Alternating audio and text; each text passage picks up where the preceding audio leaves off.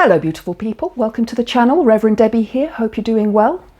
Today's video I'm actually approaching a topic that I was going to post something else later on today, but this has really sort of piqued my interest in the fact that there are some men, and I want to say hashtag not all men, out there who really dislike women.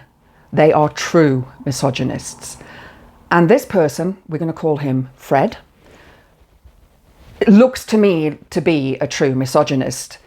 And I'm going to read some of his comments out and some of my responses out. I'm not going to read them all because some of them are actually quite disgusting. But in the end, his view is that women should be oppressed and should be slaves, and we should be wives and have children and stay in the kitchen, and that's it. So he doesn't think that women should have careers. So I was thinking about this earlier on and trying to, sorry, that's my table leg underneath my desk. My desk is actually a dining room table, it's huge. I have a number of electronic equipment pieces on here. So he said that women are to do this biologically. This is their biological laws. So I said to him, over 8,000 years ago, women were revered by men. We were seen as the mothers, the givers of life. And then came the advent of secular religions. These then took away women's rights. All of these secular religions were ruled by God or gods. Now, I'm pagan. I follow the pagan gods and goddesses. And the one thing that I like about paganism is that we revere the goddess over the god. The goddess stays alive all year. The god dies at Samhain and then is reborn at Yule. If you want to know more about that, keep up with my witchy Natter videos. I'll be going into a lot of detail when it comes to history. So men decided that women were inferior. Women didn't decide this, men did. Just keep that in mind. And I want to remind you, not all men, okay? Not all men. I'm not saying this is all men. I have some wonderful male friends whom I love dearly. But it seems to me, from my perspective and my view, and having done these videos for a while now, that I would guesstimate that half of the world's population of men dislike women and want to oppress them and want to keep them down. They don't want us to be equal with them. It frightens them. They are terrified. I had another debate with a man a couple of days ago telling me why he was afraid of feminism. He was afraid of feminism. He thinks that feminism is going to make the world crumble. Well, I've got news for him. The world already is crumbling, and it's crumbling because of, wait, men. Who creates wars? Who fights? And another thing that they keep telling me as well is, we need to protect you.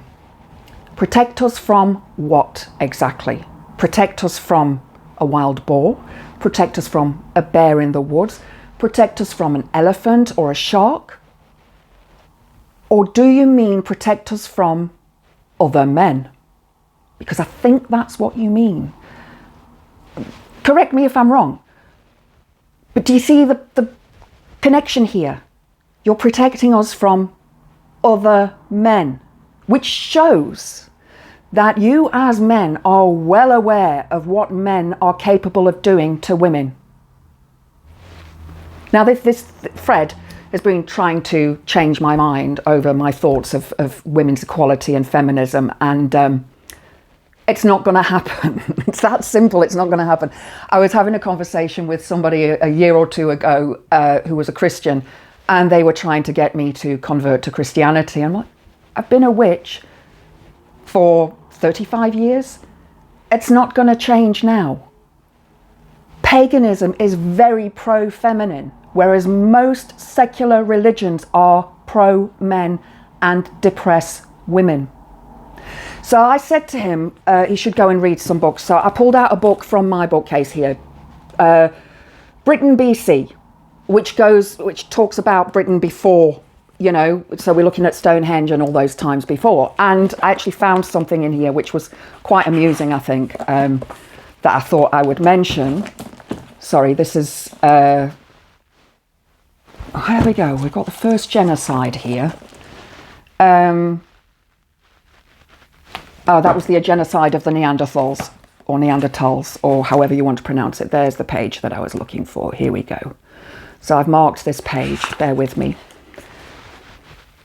Women were not allowed to work with metal, in metalwork, at the time of the Bronze Age and so on, because they were deemed incapable of doing that. I did metalwork and woodwork at school and I was pretty good. I can do brazing. I'm pretty sure that that would mean that I could probably weld something together because it's the same principle. But no, I'm a woman, I'm not allowed to do those things. Then I also looked at another book that I have, Drawing Down the Moon by Margot Adler, and I remember one time on Twitter, some guy was on about feminism and I suggested that he go and read Margot Adler, and he said, well, I prefer Margaret Atwood. Clearly, he'd not heard of this feminist or Z Budapest, who she talks about in this book. And that's where I'm going now. She grew up in Hungary. Z Budapest grew up in Hungary. I don't know what her real name is. That's the pen name that she goes by. And she says she was a witch before she was a feminist. My family kept a book of who had lived and who had died, starting in 1270. There were quite a few herbalists in my family. At one point, our family had a small pharmacy in a little town. My father was a doctor and many people in my family were healers. And then she goes on, sorry, I'm just looking in the next section. And then one day I saw a total change occur. Suddenly the people of my county, came out and loved each other. Hungarians usually hate each other. It was my first initiation into revolution. It made me decide to change my life. I wanted to live. I wanted to thrive. I decided my country was wiped out. I decided to check out the West. So she went to America, and I believe she went to New York. And there, she discovered a new form of oppression. The Ford and Rockefeller foundations were giving scholarships to refugees. Men would get a reasonable income, but women could get very little money. They had to become waitresses to even get through high school. She ended up in a traditional role, wife and mother. After 12 years feeling limited and enslaved, she was driven to make a suicide attempt. During this attempt, she had visions in which she died and death was not fearful, she told me. After this vision, I regained my true perspective of a witch, how a witch looks at life as a challenge. It is not going to last forever and it's all right on the other side. So what are you going to do? And then she hitchhiked from New York to LA. And she picked up a paper and there was a women's liberation celebration on March the 8th. And she thought she would check out this. So as you can see, women have been oppressed for centuries. Why? Hashtag not all men, but because men. Men and their fragile, toxic masculinity, their male privilege. They don't want women to have the same privileges that they do. They don't want women to earn the same money as they do for the same job. A lot of them these days don't want women to work. But then I look back in time to, let's say, World War II. And I know in World War II that my grandmother went to work in a factory and she was shelling peas and, you know, that sort of thing in a factory. But there were also women that were relegated to work in factories that were creating ammunitions for World War II. And it showed that women actually could do these jobs. Homeland farms. Women went and worked on the farms during World War II. So it shows that women can do these things. Now, Fred said, yeah, but women don't go and fight on the front line. I'm not going to disagree with him. There are women who go out and fight on the front line these days. But a couple of things here. Number one, who creates the wars? Men. Number two, men claim they want to protect women. Now, who are they protecting us from? Men. Other men. This shows that men know what other men are capable of. I remember as a girl, my dad warning me about men and boys and what men and boys were capable of. And as a woman, I know this because I've experienced it. So my ideals of equality are based on my experiences as a woman and the experiences of many, many women that I've spoken to in my life who have experienced the same thing. 1 in 3 women have suffered SA. 1 in 3 women. That doesn't even include those that suffer DV. And who does those crimes? Men. Not all men. Remember that? Not all men. But our fathers should be teaching our sons how to treat women properly, not to treat them in the disgusting way that they do. So I'm going to read a couple of comments here from Fred. Mothers aren't disgusting SLAGS that lack self-respect, LMAO. Yes, men will shame dumb bimbos and WHORES all day, don't like it, change. So basically he's saying that mothers don't sleep around, but he's happy to sleep around with women, but he doesn't want to marry those women. But he thinks that it's okay for him to marry a woman who is probably still has her wholesomeness.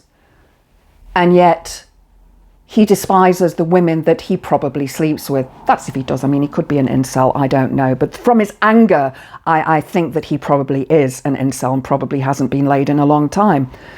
I'm going to try and find some of his juicier... oh yeah, here we go. LMAO. My mom made a bad choice, decided to support 2 boys by herself, not going out, and not an SLAG like these modern women. LMAO. Y'all can't stand men being on top. Sorry, it will never change. Clown face, laughy face. Your mother didn't make a bad decision. Your father was the bad person by whatever he did to her, whether it was SA or DV. It wasn't your mother's fault. It was your father's fault. So where are we again? Men. And not an SLAG like these modern women, but you're okay to go and sleep with other women. Hypocrisy a little bit. I've answered him quite a lot, and he keeps saying that I'm deleting his comments. I'm not. And then he says, if men operated off of feelings, the world as you know it would not exist. Duty is a man's burden. God bless all the men that are strong enough to handle society that demonizes them, and may God have mercy on those who could not handle. No mercy for women at all. No mercy here for women. Duty is a man's burden. No, it's not. You put that on yourself. We didn't say to you, you have to do this duty. That's your thing, not my thing, not a woman's thing. It's your thing. Men strong enough to handle a society that demonizes them. No, we don't demonize men. We just want to be treated equally. What is wrong with that? And there are many male feminists out there who also agree with us, who also believe that women should have equality. That doesn't mean that women should go and be bodybuilders or go and fight in the army. What it means is that we shouldn't be receiving crap like this. And it means that we should be able to go and study whatever we want. When we go back in time, around the 1600s, women were not allowed to go to university, were not allowed to study, were not allowed to become doctors. They were forced to remain in the home. Around the 1600s is when men started unaliving women as witches. They started to to burn them, drown them, and they hanged them. 90,000 women were unalived during this time for being witches, which they weren't. They were herbalists and so on, as the Budapest said. They were there as healers, but men couldn't handle that. No. So men, and it was a couple of German fellas, can't remember their names now, it's just slipped my mind, but they wrote the Malleus Maleficum, known as the Witch's Hammer, which they sent out through Europe to basically, it was a sort of guidebook on how to recognize a witch and how to punish her. I suggest that you go and read some of the text in there, because it is quite amusing to see how they actually convinced women that women were witches by holding them in prison cells, not feeding them, keeping them awake for 5-10 days, and then making them stand trial when they were so bewildered and overwhelmed that many of them would just say, you know what, yes, I am a witch, and then they would go to their punishment. Even if they said they weren't, they were still punished by being drowned. Men have been doing this to women for the last 8,000 years. And I love the fact that they come out with these biblical phrases. Yes, but God made man from Adam's rib. Well, no, he didn't. That's a fairy story. And this guy's telling me that I'm reading fairy stories. The Bible, in my opinion, is the biggest fairy story that ever existed. I'm not a Christian. Think what you like. It's okay. He still didn't tell me what women should change into. He says he protects and helps my mom. And that's how Tate influenced me. He says, you're very good at being in denial. No, I live in reality. I've experienced this for 55 years. Let me just try some more, find some more of Fred's comments here, because he's really funny. He keeps telling me I'm deleting his comments. And then he says, if women were so revered, why were they conquered? Because men.